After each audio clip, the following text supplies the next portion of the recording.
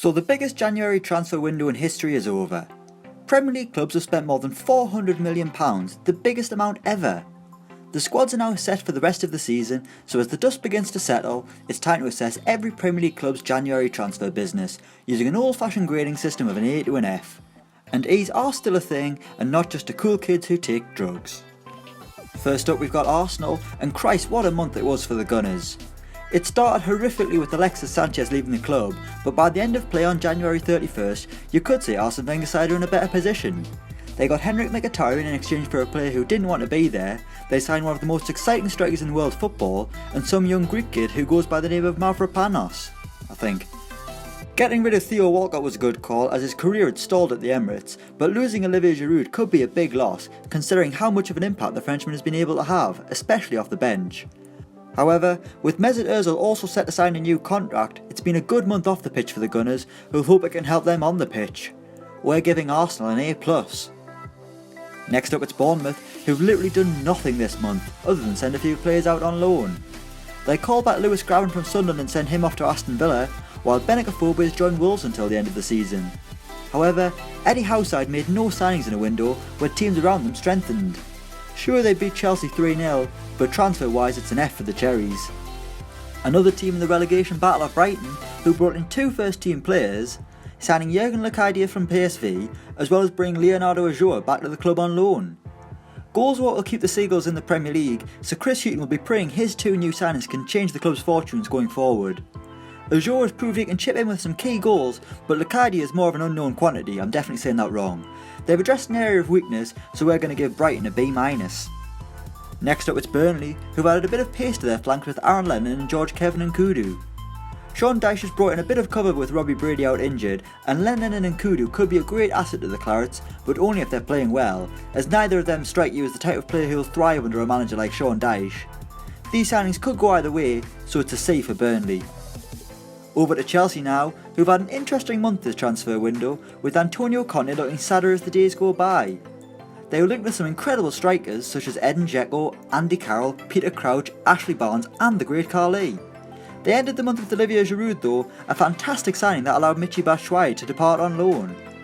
They got Ross Barkley in on the cheap, who has a career-defining year ahead of them at Stamford Bridge, and they also brought in Emerson Palmieri from Roma. A stressful month for Antonio Conte, and we're giving Chelsea a B+. Next up it's Crystal Palace, who brought in three players who I think the majority of people will know nothing about. Norwegian striker Alexander Sørloth has arrived after a decent scoring record in Denmark, but can he take that format at the Premier League?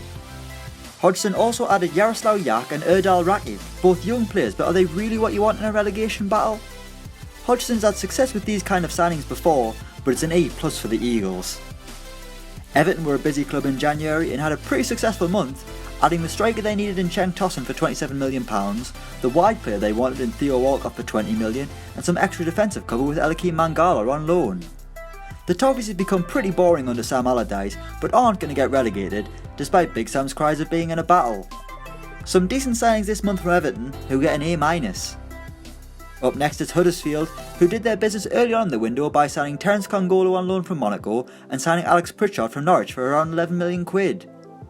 Kongolo seems to have received a lot of support from Huddersfield fans after his start on a Terriers shirt, but Alex Pritchard seems to be an expensive signing for a player who's only ever done it at championship level. Is he going to be the difference between staying up? You wouldn't like to think so, so we're giving David Wagner's transfer business a D+. Next we've got Leicester City, who were finally able to welcome Adrian Silva to their side after the 14-setting debacle that was the summer transfer window. However, we can't give Leicester too much praise for Silva since he was actually signed in the summer. They added Diabate to their side, who scored twice on his debut, but that's about it in terms of incomings. Keeping Mahrez was big for the Foxes, but will it be counterproductive? The player is unhappy and the rest of the squad are unhappy with Mahrez himself. It's a D for Leicester. Over to Liverpool now, who struck early in the window, bringing in Virgil van Dijk as soon as they could for £75 million. The ecstasy soon turned to agony when Felipe Coutinho headed to Barcelona, so has it been a good window for the Reds?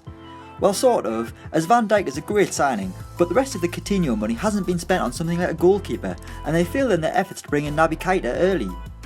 If they fail to qualify for the Champions League, it's been an awful window, but until then it's a B for the Reds. Next it's the league leaders Manchester City, who had a frustrating month, failing in bids for Alexis Sanchez and Riyad Mahrez, who would have made their ridiculous forward line even more ridiculous. They did however bring in Aymeric Laporte for a club record fee of £57 million, and the Frenchman could become a real star under Pep Guardiola. We're giving Man City an A for the signing of Laporte. Over to the red side of Manchester, and Jose Mourinho has to be ecstatic that he was able to bring in Alexis Sanchez from under the noses of Man City, as well as getting Henrik Mkhitaryan off the books in the process. Sanchez brings in even more star quality to Old Trafford and carries the number 7 shirt with ease, but things haven't got off to a great start, having been kicked up a height by Yeovil and then losing to Tottenham.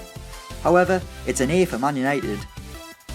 Had it not been for deadline day, Newcastle would have got a big fat F for their transfer dealings, but they were eventually able to get in the striker they need, signing Islam Slimani on loan from Leicester.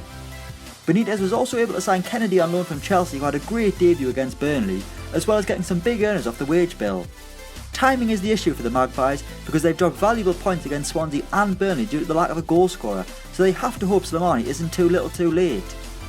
Good signings, but the lateness of them means it's a C- for Newcastle. Up next it's Southampton, and they've got to be upset with their window. The Saints lost Virgil van Dijk and missed out on signing Dutch star Quincy Promes.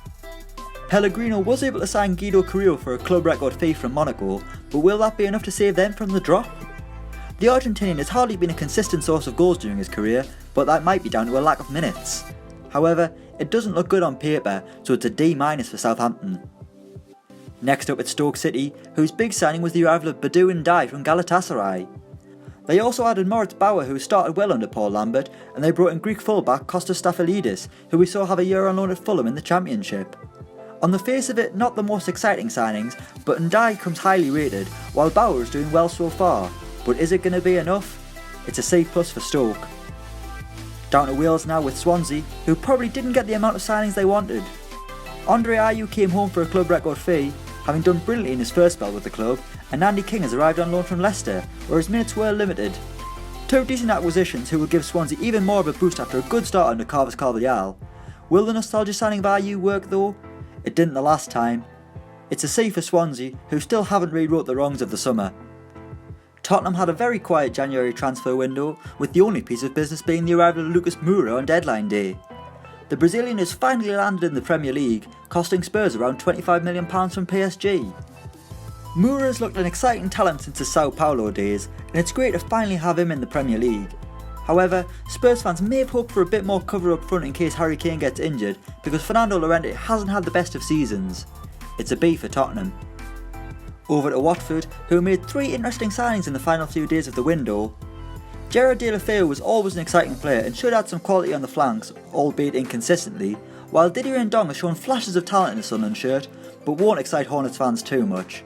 As for Dodi Lukebakio, all I know about him is he cost me about 30 million quid on Footy Manager a few years ago, and he was an absolute waste of money, so let's hope that's not the case for Watford's sake. They failed to add a goal scorer, so it's a tentative D+ for Watford. West Brom made one big signing, and they've got to be absolutely buzzing with it, bringing in Daniel Sturridge on loan from Liverpool. Alan Pardew has the striker he needs to pluck the baggies from the bottom of the table, as well as the defensive base that Tony Pulis left behind. However, will Sturridge be enough to keep them up? If he can find form, yes, but that's a big if with his fitness record. Based on one big signing though, it's a B+ for West Brom. And finally we've got West Ham, who've had another frustrating month with 1,000,001 bids rejected for various players. They were able to add João Mario on loan from Inter, who is an exciting player, and Jordan Hugill from Preston, who isn't quite as exciting, despite being a fan favourite at Deepdale. David Moyes will likely be upset that he wasn't able to bolster his squad more, but at least they didn't sign any African players. Christ above, have you ever heard anything more ridiculous in your life? It's a C for West Ham, one good signing, one not so good. So that's every Premier League club's January transfer business graded. Let us know your grades in the comments below. Thanks for watching, and don't forget to like, share and subscribe.